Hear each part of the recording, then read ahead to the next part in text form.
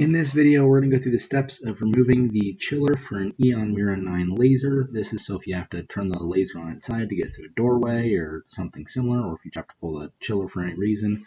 What we're going to do first is we're going to remove the cap on the water inlet. It's the large silver cap in this case, and then we're going to remove the cap on the drain. This makes sure that all the water can drain out and it doesn't get airlocked in there. So we're going to use a bucket and just catch all that water that comes out. If your laser is new, there should not be a whole lot of water in there. There will be some residual water from testing, but if you're pulling it after use, there might be a fair bit of water in there. Now we're going to remove the other cover on the side next to the chiller, and then we're going to remove the panel on the right side of the laser viewed from the front. It's going to be by all of your controls. This gives us access to the side of the chiller, and we're going to remove the temperature sensor plug and the power cord. I'm going to go around to the other side of the chiller where the hole for the vent is.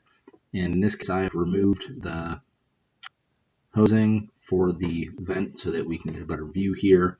But we're just going to go ahead and take off those two lines coming into the chiller. In this case, the lines are different colored, but if they're the same color, I would mark which one's which, because one's going to be a water inlet and one's going to be a water outlet for the chiller. Once we've done that, and got those removed, we're going to go ahead and remove the 4 screws that hold the chiller in place on the back of the laser.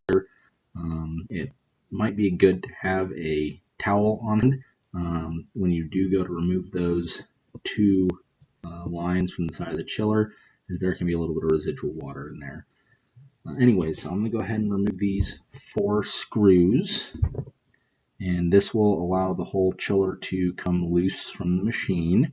Since we've gone ahead and removed everything else, once we've got those 4 screws out, we can come around and we can start to work this chiller out. It's a relatively tight fit, so just kind of be careful as you take it out and just kind of work it out. That plug for the temperature sensor on the side of the chiller does stick out a little bit, so you might have to rotate it just a hair to clear the lip. At this point, you're good to turn the chiller on its side and do whatever you need to do. Now we're going to basically reverse the whole process and put everything back together. So we're going to lift our chiller back up, work around that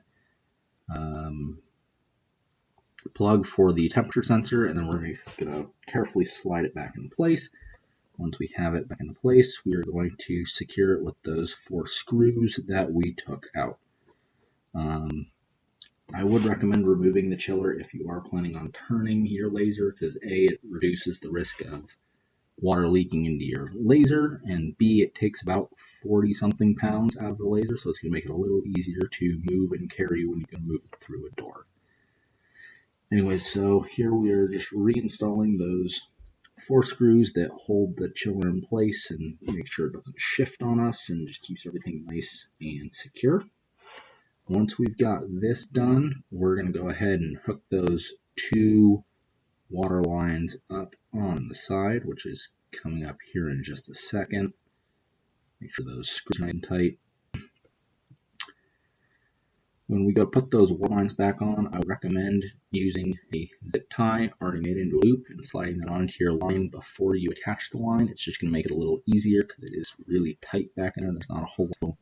Just work those hoses back onto the same outlet bibs that they came off of, and then zip tie them nice and tight, cut off the extra, and that'll help make sure that the lines don't wiggle loose and spill a bunch of water when you're not expecting it. Just work those lines back into place and get them nice and secured. And then we're going to come around to the panel on the other side. We're going to plug our power back into our chiller and our temperature sensor. There is a little slot in there, so you can only put it in one way. So just make sure you get that lined up and then screw that keeper nut down again just to make sure we've got a good